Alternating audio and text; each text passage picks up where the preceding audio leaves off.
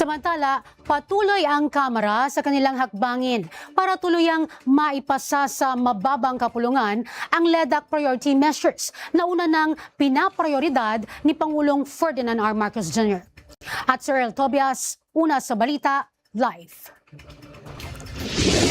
Yes, Earl?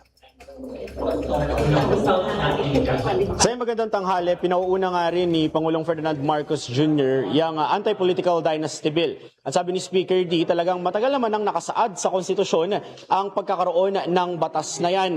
Sabi ng Kamara, seryoso silang maipasa ang anti-political dynasty bill. Pero balikan natin ng ilang mga pagkakataon kung kailan hindi lumusot ng tuluyan ang panukala. Kung sakasakali, ito ang unang pagkakataon na magiging matagumpay ang anti-political dynasty bill dito sa Kamara.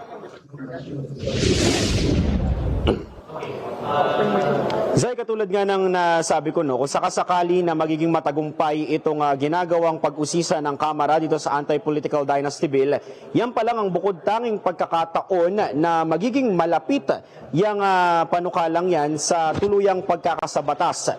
Kung babalikan kasi ang kasaysayan ng lehislatura sa bansa, taong 1993, unang nai-record ang isang anti-political dynasty bill na pumasa sa committee level pero doon na rin natenga. Na-refile at mainit din ang usapin ng anti-political dynasty bill taong 1996 hanggang 2007, pero sa mga taong yan, umabot sa komite ang diskusyon at lumusot din sa komite, pero yan na ang pinakamalayong narating ng mga panukalang yan. Kasunod yan ay file ulit at napagdebatihan ang anti-political dynasty bill taong 2013 hanggang 2019, pero bigo ang layuning may sa batas ito. Sa madaling salita, Zay, gaya ng sabi ni House Speaker Faustino Bogie D sa unang pagdinig kanina sa anti-dynasty bill, ay matagal na natenga ang panukala at ilang taon na rin itong tila inaiiwasan.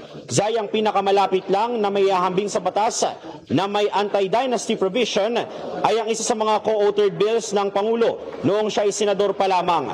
Yan ay ang SK Reform Law of 2015, kung saan pinagbabawalan ng isang aspiring SK elective na tumakbo kung may kamag-anak ito hanggang second civil degree of consanguinity sa sinumang incumbent elected national official o sinumang incumbent elected regional, provincial, city, municipal o barangay official.